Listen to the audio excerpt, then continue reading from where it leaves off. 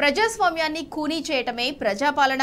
కంచెలు తొలగించామంటూనే అసెంబ్లీలో కంచెలు ఎందుకేస్తున్నారు? 10 ఏళ్లలో లేని నిబంధనలు ఇప్పుడే ఎందుకు పుట్టుకొచ్చాయి? నాడు ప్రతిపక్షాలకు స్వేచ్ఛను ఇస్తే నేడు ఎందుకు హరిస్తున్నారు? ప్రతిపక్షాల గొంతును ఎందుకు ప్రభుత్వం నొక్కుతోంది? ఇదేనా ప్రజాపాలనకు అర్థం? Watch the story.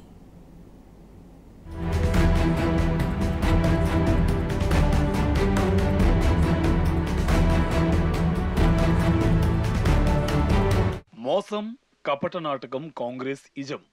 ప్రజాపాలన పేరుతో అధికారంలోకి వచ్చిన కాంగ్రెస్ పార్టీ ఇప్పుడు దగా పాలన చేస్తుంది.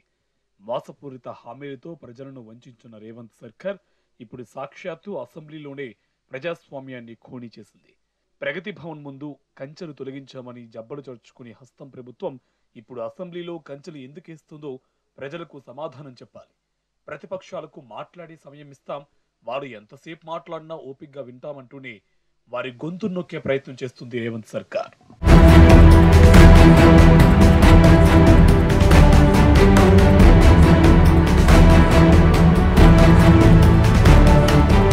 అసెంబ్లీలో ప్రతిపక్ష ఎమ్మెల్యేలు మాట్లాడుతుంటే అధికార కాంగ్రెస్ పార్టీ మైకులు కట్ చేస్తుంది. ప్రభుత్వం చేస్తున్న మోసాన్ని, కుట్రలను ప్రజలకు వివరించే ప్రయత్నం చేస్తుంటే పదే పదే అడ్డుకుంటుంది. ఎమ్మెల్యే హరీష్ రావు సభలో మాట్లాడుతుంటే ఏకంగా 22 సార్లు ఈ ప్రభుత్వం మైక్ కట్ చేసింది. చెప్పాల్సిన విషయాన్ని చెప్పనివ్వకుండా పదే పదే అడ్డు తగులుతూ టాపిక్ ను డైవర్ట్ చేస్తుంది. సీఎం సహా కేబినెట్ మంత్రులంతా అడ్డు తగులుతూ ప్రతిపక్షాల మాటే వినబడకుండా చేస్తుంది. పోయిన 10 ఏళ్ళు సభ నడిచేటప్పుడు మీడియా పాయింట్ లో కాంగ్రెస్ వచ్చి మాట్లాడిందా లేదా? అప్పుడు లేని రూల్ ఇప్పుడు ఎందుకు వచ్చింది? కాదండి, లోపల మాట్లాడినారు, బయట కూడా మాట్లాడినారా? ఎప్పుడు బ్రేక్ వాళ్ళు ఏదో మాట్లాడుతారు, మీరు లైవ్ ఇవ్వకండి అని చెప్పండి. సరిపోతుంది. ఇంకేమన్నారు? ఇబ్బంది ఏమన్నా ముళ్ళ కంచెలు ఏమన్నారండి? ముళ్ళ కంచెలు పెడుతురు కదా అడ్డం. దానికి ఏం లేదంటాడు, ఇది అంటాడు, ప్రజాపాలన అంటాడు, అన్ని అడ్డం మళ్ళీ ఇవే పెడతారు. ఎమ్మెల్యే కడియం శ్రీహరి పరిస్థితిలోనూ ఇదే తంతు చేసింది రేవంత్ సర్కార్. మైక్ ఇవ్వాలని కోరినా ప్రభుత్వం పట్టించుకోవడం లేదు. మాట్లాడనిస్తామంటూ కళ్ళబొల్లి మాటలు చెప్తుంది. ప్రతిపక్షాల గొంతు నొక్కే ప్రయత్నం చేస్తుంది. అసెంబ్లీ లోపలే కాదు, బయట కూడా అపోజిషన్ పార్టీల వాయిస్ లేకుండా చేయాలని కుట్రలు చేస్తుంది. మీడియా పాయింట్ వద్దకు వెళ్లకుండా పోలీసులతో కంచెలు వేయించింది ప్రభుత్వం. బీఆర్ఎస్ నేతలు మీడియాతో మాట్లాడితే తమ బండారం బయటపడుతుందనే దుర్బుద్ధితో అడ్డమైన సాకులు చెప్తుంది.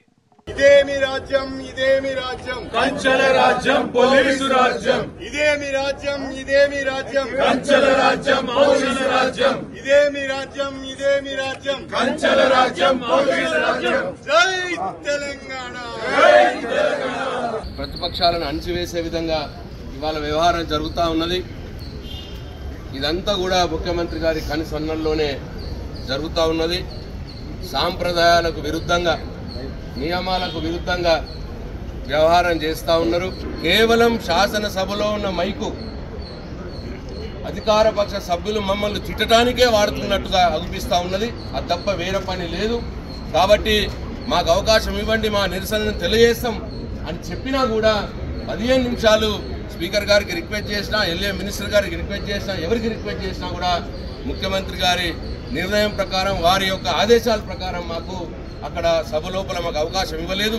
మా గొంతు నొక్కేయడం జరిగింది. పోనీ మరి సభ లోపల మాకు అవకాశం ఇస్తలేరు, మరి బయట మీడియా పాయింట్ దగ్గర అన్న శాసనసభ ఆవరణలో గల మీడియా పాయింట్ దగ్గరలో మా ఆక్రోశాన్ని, మా ఆవేదనని తెలంగాణ సమాజానికి చెప్పుకుందాము అని చెప్పి వస్తే ఇక్కడ కూడా మీడియా పాయింట్ దగ్గర కూడా పోనీయకుండా వందలాది మంది పోలీసులు పెట్టి మమ్మల్ని అడ్డుకోవడం జరుగుతూ ఉన్నది. ఇనుప కంచెలు పెట్టి మమ్మల్ని అడ్డుకోవడం జరుగుతూ ఉన్నది. అంటే సభ లోపల మాట్లాడినయ్యారు మమ్మల్ని, సభ బయట కూడా మాట్లాడినయ్యారు మమ్మల్ని. ఏమనంటే మరి మా చీఫ్ మార్షల్ గారు చెప్తా ఉన్నారు, సార్ స్పీకర్ గారు ఆదేశం, సభ నడుస్తున్నప్పుడు ఇక్కడ మీడియా పాయింట్ దగ్గర ఎవరు మాట్లాడకూడదు అన్న మాట మాట్లాడుతున్నారు. 10 ఏళ్లలో ఈనాడు కూడా కేసీఆర్ సర్కార్ ప్రతిపక్షాల హక్కులను హరించలేదు. కానీ నేడు రేవంత్ సర్కార్ మాత్రం కొత్త నిబంధనల పేరుతో ప్రతిపక్షాలు మాట్లాడకుండా చేస్తుంది. అసెంబ్లీ నడిచే సమయంలో మీడియా పాయింట్లోకి అనుమతి లేదంటూ చెత్త నిబంధనలు తీసుకొచ్చింది. దీంతో ప్రభుత్వం తీరుపై బీఆర్ఎస్ ఎమ్మెల్యేలు ఆగ్రహం వ్యక్తం చేశారు. పోలీసు రాజ్యాన్ని నడిపిస్తున్న కాంగ్రెస్ తీరుపై అసెంబ్లీలోనే బైఠాయించి నిరసన తెలిపింది బీఆర్ఎస్ పక్షం. ఎల్ఓపి గారి పైన చేసిన అసభ్య పదజాలాన్ని వివిధ శాసనసభ్యులు మా పైన చేసిన అసభ్య పదజాలాన్ని రికార్డ్స్ నుంచి తొలగించాలని కోరుదామంటే ముఖ్యమంత్రి గారు, స్పీకర్ గారు మాకు అవకాశం ఇవ్వలేదు, మాకు మైక్ ఇవ్వలేదు. పైపెచ్చు మేము ఉండగానే అవకాశం కోరని సభ్యులకు కూడా అవకాశం ఇచ్చి వారి చేత మమ్మల్ని తిట్టించడం జరిగింది. ఇది చాలా దుర్మార్గమైన సాంప్రదాయం. గత్యంతరం లేని పరిస్థితులలో బయటికి వచ్చి కనీసం మీడియా పాయింట్ దగ్గరనైనా లోపల ఏం జరిగిందో చెప్పుకుందామంటే ఇక్కడ ఇనుప కంచెలను పెట్టారు. చాలా గొప్పగా ప్రగతి భవన్ ముందట ఇనుప కంచెలను తొలగించాం, స్వేచ్ఛా వాయువులను ప్రజలకు ప్రసాదించామని చెప్పారు. శాసనసభ్యులకే గతి లేదు. ఇక్కడ శాసనసభ ప్రాంగణంలో శాసనసభ్యులు తినటానికే అనేక రకాలైన ఆంక్షలు, ఇక్కడ కంచెలు. ఇంకా చెప్పుకోవడానికి సిగ్గు లేకుండా మేము బ్రహ్మాండంగా స్వేచ్ఛా వాయువులను ప్రసాదించామని చెప్తున్నారు. దీన్ని మేము తీవ్రంగా ఖండిస్తున్నాం. కాంగ్రెస్ ప్రభుత్వం చెబుతున్నా ప్రజాపాలన అంతా ఒత్తిదే. సమైక్య రాష్ట్రంలో ప్రగతి భవన్ ముందు కంచెలు వేసింది కాంగ్రెస్ పార్టీ. ఇప్పుడు ఆ కంచెలను తొలగించి తామేదో విజయం సాధించినట్టు గొప్పలు చెప్పుకుంటున్నారు. ప్రజాభవన్లో ప్రజల నుంచి ఆర్జీలు తీసుకోవడానికి దిక్కు లేకుండా పోయింది. ఇదేనా ప్రజాపాలన అంటూ జనం ప్రశ్నిస్తున్నారు. పైగా ప్రశ్నించే వారిని అక్రమ అరెస్టులు చేస్తూ పైశాచిక ఆనందాన్ని పొందుతోంది రేవంత్ సర్కార్. ఇప్పుడు రాష్ట్రంలో నడుస్తోంది ప్రజాపాలన కాదు, దగా పాలన అంటూ జనం మండిపడుతున్నారు.